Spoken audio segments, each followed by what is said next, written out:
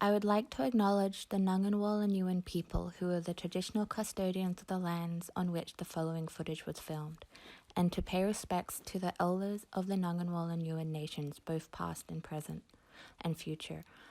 I extend this respect to all Aboriginal and Torres Strait Islander peoples watching this video. Thank you.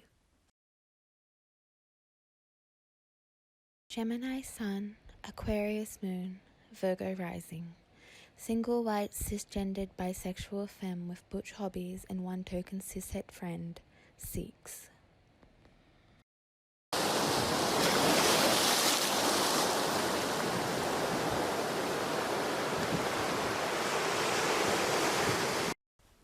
My project Love Bites is a comedic multimedia installation consisting of both sculpture and photomedia-based work.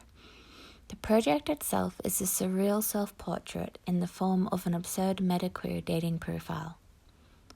The work looks at relational identity within the digital and natural world. The project asks, what role does technology play in our lives when it comes to intimacy and dating, as well as that of identifying danger and creating desire? The work is a parody that combines elements taken from documentaries such as Herzog's Grizzly Man and that of the film about him, Burden of Dreams, as well as that of true crimes and online queer meme culture and that of 1980s found footage dating tapes. The work's verbal script is based on a mix of text-based queer personal ads and that of true crime documentary commentary. The work's non-verbal script is that of AI-generated observational narration through alt-text captioning.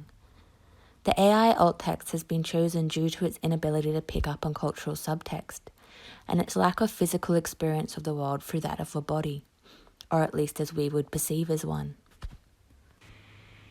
The project as a whole follows me through different media as I am slowly transformed and consumed by the great white shark.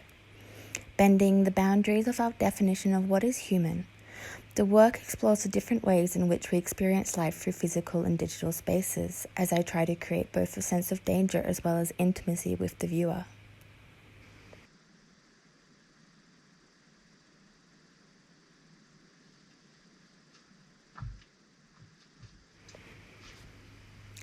At the center of the project is a just over 5 meters long mechanical great white shark, called the Perpetual Motion Machine, also known as Baby.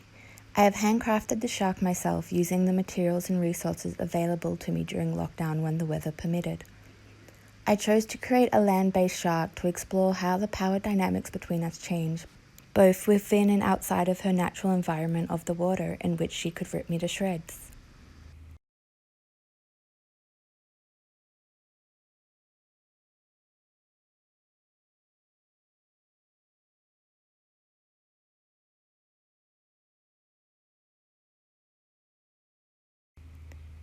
The queer, white, cisgendered female body is examined through the work in contrast to that of the apex predator of the great white shark.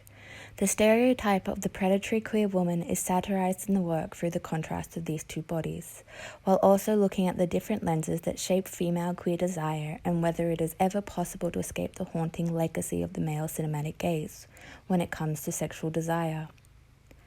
The great white shark has been chosen for several reasons. One is due to its status as an endangered apex man-eating predator that cannot survive outside of its natural environment. Another is also because of how little we know about the sex lives of great whites because of their inability to survive in captivity.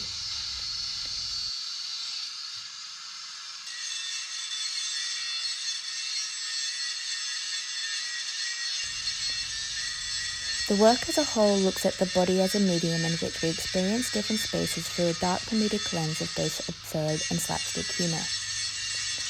The work builds on the practices of other artists and theories, especially of those within auto theory feminism.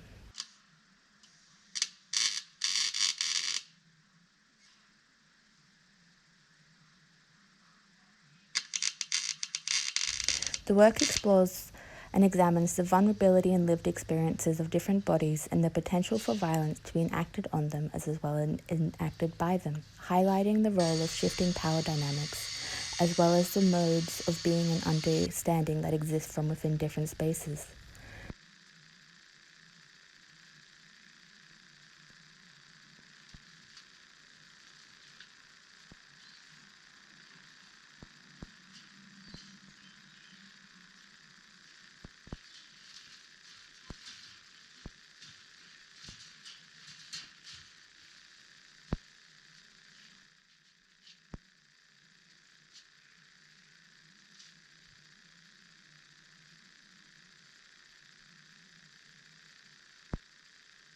Charles Darwin described the physical body as where worlds combine for our involuntary mechanized responses and movements that are due to the traces of past environments from evolution.